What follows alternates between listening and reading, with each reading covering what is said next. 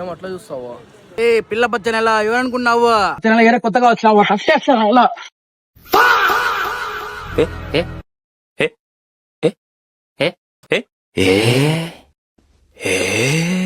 ఎవర్రా నువ్వు? ఎంత పని చేసినావురా? కొత్త చైన్ రా, మన్నే నాకు రా నాయన.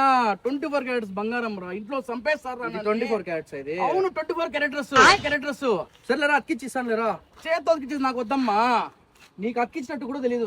అసలు 24 క్యారెట్స్ ఇది. 24 క్యారెక్టర్స్ అతికిచ్చినట్టు ఉంటే నువ్వు అసలు తీసుకోవద్దులేరా. సో మేము గొడవ పడినప్పుడు తెగిపోయిన చైన్ ఆయన చెప్పినట్టే 24 క్యారెక్టర్స్ కాదా? అండ్ అదే చైన్ నేను ఇప్పుడు ఆయనకి అతికిచ్చి ఇచ్చినా అస్సలు అతికిచ్చినట్టు తెలియకుండా ఉండాలంటే నాకు పుంగనూరులో ఉన్న ఆప్షన్ ఒకటే. సో మీలో కూడా ఎవరైనా గోల్డ్ కొంటున్నప్పుడు అది కొత్తదైనా పాతదైనా ఆ గోల్డ్ ఎన్ని క్యారెట్స్ ఉంది, లైక్ 18 క్యారెట్స్ 22 క్యారెట్స్ 24 క్యారెట్స్, అసలు అది గోల్డ్ అయినా కాదా అని తెలుసుకోవాలనుకుంటే మీరు రావాల్సిన స్పాట్ వచ్చి భాస్కర జ్యువెలరీ వర్క్స్ అనమాట. ఎందుకంటే వీళ్ళ దగ్గర ఉన్న మిషన్ తో మీ గోల్డ్ ని పర్ఫెక్ట్ గా చెక్ చేసి సర్టిఫైడ్ అయితే ఇస్తారనమాట. అది ఎన్ని క్యారెట్స్, అసలు అది గోల్డ్ అయినా కాదా. అదే విధంగా మీ దగ్గర ఉన్న ఏ గోల్డ్ జ్యువెలరీ ఆర్టికల్ అయినా సరే, అది చైన్ అయినా బ్యాంగిల్స్ అయినా ఇయర్ రింగ్స్ అయినా కట్ అయిపోయిందంటే వీళ్ళ దగ్గర ఉన్న లేజర్ మిషన్ తో అయితే అతికిచ్చిస్తారనమాట. అస్సలు మీకు అతికిచ్చినట్టు కూడా డౌట్ రాదు. అరే మర్కస్, నీకు ఇంకో మెయిన్ ముచ్చట చెప్పడం మర్చిపోయాచ్చు. వీళ్ళు ఎవరన్నా బంగారు తాకట్టు పెట్టి వాళ్ళకి ఇంట్రెస్ట్ కట్టలేకపోతుంటే వీళ్ళ దగ్గరకు వచ్చారంటే తాకట్టులో ఉన్న మీ బంగారాన్ని వీళ్ళే విడిపి ప్రెసెంట్ గోల్డ్ ప్రైస్ ఎంత ఉందో ఆ ప్రైస్ కి మీ దగ్గర నుంచి ఆ గోల్డ్ అయితే వీళ్ళు పర్చేస్ చేసుకుంటారు. సో మీ గోల్డ్ ఎక్కడ తాకట్టులో ఉన్నా వీళ్ళ దగ్గరకు వచ్చారంటే చాలు, మీ ప్రాబ్లమ్ సాల్వ్ అయిపోతుంది. మీకు అవసరం లేకపోయినా అవసరం ఉన్న వాళ్ళకి రీల్ షేర్ చేయడం అస్సలు మర్చిపో. అండ్ అడ్రస్ విషయానికి వచ్చామంటే పొంగనూరులో ఉన్న ఆర్టీసీ బస్ స్టాండ్ వెళ్లే దారిలోనే శివప్రసాద్ హాస్పిటల్ పక్కలోనే ఉంటది అనమాట మన భాస్కర్ జ్యువెలరీ వర్క్ షాప్ అయితే.